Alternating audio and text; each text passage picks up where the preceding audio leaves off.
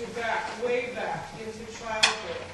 Back to thinking about something that maybe you haven't thought about for a long time. Maybe you didn't even realize that you remembered it. And you understand as you think about it, maybe with a certain amount of amusement, you see that the person you were as a kid in that moment is exactly the person that you still are today. Well, for me, last week, while I was thinking about this reading and looking it over, I found myself remembering a Christmas Eve when I was probably 12 or 13, which would have made my brother and my youngest sister around 4 and 6. It was late in the afternoon, and the grown-ups in the house were all busy getting ready for Christmas. And I had finished wrapping my presents. So I decided that I would take them aside, sit them down, and make them listen to me as I read the Christmas story, that same gospel that I just read here. I can still remember their very attentive but somewhat surprised expressions as they listened. This hadn't been a tradition in our household before that.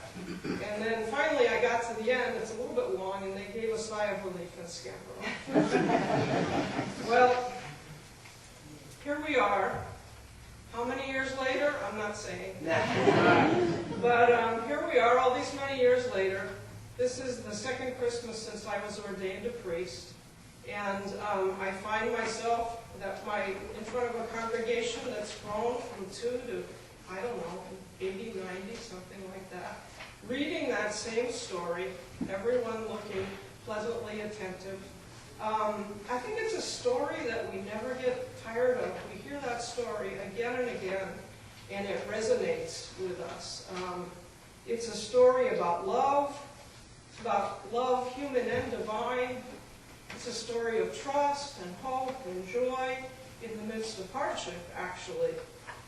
It's a story that brings us together. There are young children who will hear that story this year for the very first time. And the celebration of that story will bring children who are grown and gone home to hear it again.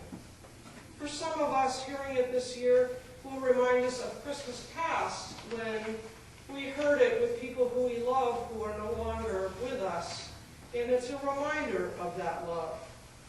But most of all, it's a reminder of the love that God has for us. It's a story about love. It starts with a couple who really haven't been together all that long. And they're forced to make a journey late in the woman's pregnancy. And while they are traveling, while they are staying in somewhat makeshift lodgings, the time comes for her to deliver a child. And together, they form a little, we just picture that Holy Family, father, mother, child, together in love. Not an easy time for them, but we do know that walking together through difficult circumstances can make love grow when hearts are open to the grace of those circumstances. So this is the story that we treasure. But there's a bigger story there, too. We treasure this small story of this little family growing in love together. And the figures under the altar here kind of tell that story.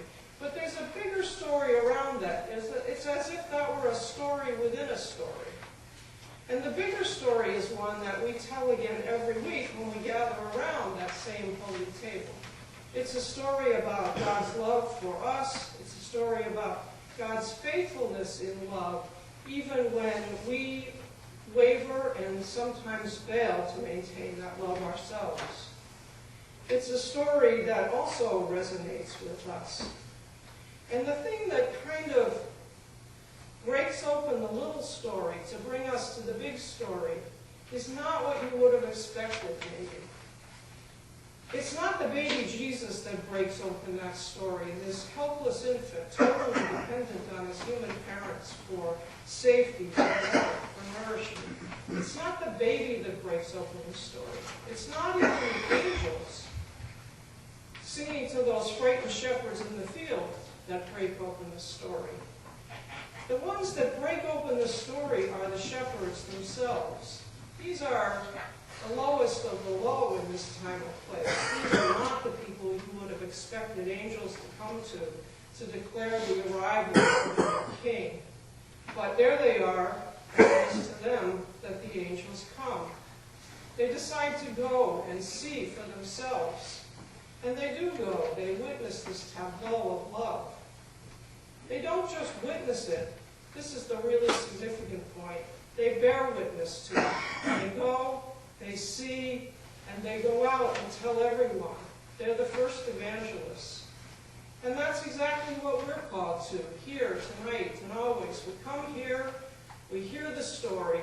It doesn't end there. We have to go out and tell it to the whole world. Amen.